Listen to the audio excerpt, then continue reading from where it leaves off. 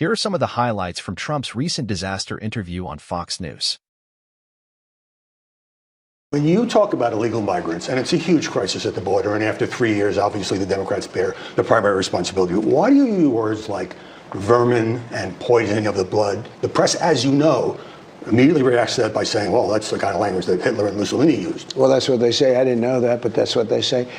Because our country is being poisoned. Look, we have, and we can be nice about it. We can talk about, oh, I want to be politically correct. But we have people coming in from prisons and jails, long-term murderers, people with sentences that the rest of their lives they're going to spend in some jail in some country that many people have never even heard of. They're all being released into our country. These are murderers. These are people at the highest level of crime. And then you have mental institutions and insane asylums. I always say the difference is one is Silence of the Lamb. You know, it's a mental institution on steroids, okay? And those mental institutions and insane asylums are being emptied out into the United States. And then you have terrorists pouring in at levels that we have never seen before. This is a horrible thing. Only bad is going to come of it. A friend of yours, Sean Hannity, said it's 100% certain that there'll be big problems here very soon. He means an attack. I know there's a lot of concern about that. And he does say that, and I say, you happen to be right. But here's Fox host Howard Kurtz made excuses for Trump's toxic rhetoric and tried to give him an out. But Trump doubled down. Right. But here's my theory, that you use over-the-top, sometimes inflammatory language, because that drives the media debate. Did Trump go too far? And then you get the next several news cycles talking about your issue and, you know, whether your language was too much or wasn't enough. Any thought that I might be right on that? It also gets people thinking about very important issues, that if you don't use certain rhetoric, if you don't use certain words that maybe are not very nice words, nothing will happen. That did stir debate, but it happens to be true. Despite recent polling and public discourse showing that attacking reproductive rights is massively unpopular with voters, Trump does not let that discourage him from trying. New York Times piece by Maggie Haberman and others says that you have discussed with your advisors having a ban, the possibility of a ban on abortion after 16 weeks, plus the 3 exceptions that I know are important to you, rape, incest, life of the mother. Right, very important. I don't know if it's possible to make both sides happy in this debate because people have such strong moral feelings, but you were quoted as saying to one of your aides, well, I like 16 weeks because it's a nice round number, 4 months. Do you think that could be politically acceptable? So we're going to find out, and pretty soon I'm going to be making a decision. And I would like to see if we could do that, Earl. I would like to see if we could make both sides happy. Look, a lot of things were done with Roe by killing it. Number one, we brought it back to the states. Of course, justices to the Supreme Court have made that possible. They did. Yeah. And you know, they did something that from a lot of standpoints is extremely good. Number one, the Democrats are the radicals on this issue because it's okay to have an abortion in 7, 8, 9 months and even after birth, according to that. Well, I know that's and I will say this. I know that's if you speak about the subject right, we actually have.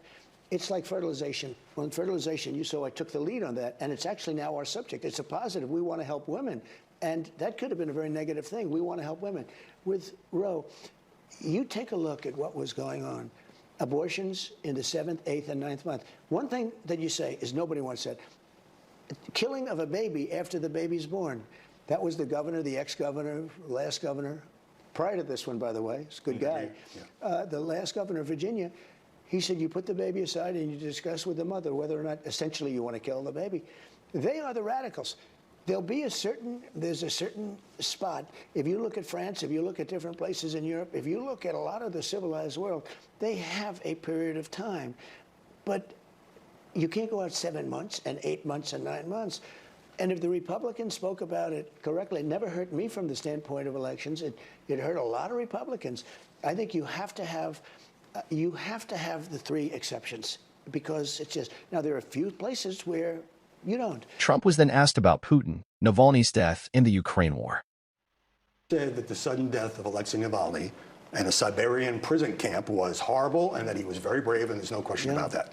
And you said that you're going through a form of Navalny. But here's the thing. The media, as you know, blame Putin. Joe Biden blames Putin. Much of the civilized world blames Putin. Do you believe Vladimir Putin has some responsibility for the death of Alexei Navalny? I don't know, but perhaps. I mean, possibly. I could say probably. I don't know. He's a young man, so statistically he'd be alive for a long time, right? If you go by the insurance numbers, he'd be alive for another 40 years. So something happened that was unusual. And I know that many people in this country care more about our southern border than Ukraine, but Given the bravery of the Ukrainian people, why do you seem to me, at least, to be so lukewarm on aid to the Ukrainians who are running out of ammunition and are in pretty desperate straits? Well, it's a war, I guess I feel very hurt because that's a war that should have never happened. And when I see what is happening, it's such a disaster. And, you know, you're talking about a very unfair war. Russia's a very big military power, and they're sort of proving that with time. And I agree that the Ukrainians have been very brave, but this is something that should have been negotiated. I would have negotiated a deal. I don't even know if I would have had to negotiate. They never would have attacked while I was president. The oil prices were low. We were at $40 a barrel. Went to $100 a barrel. At $100 a barrel, Putin makes a fortune. He made a fortune on this war. At $40, he wouldn't have started the war. Just like if you look at Iran, Iran was broke. They would have never given money to Hamas or Hezbollah. Therefore, Israel wouldn't have been attacked, and they wouldn't have been attacked for other reasons too. So if it was next January 20th, yeah, and you were sworn in, yeah, would you be willing to see Putin swallow part or all of Ukraine?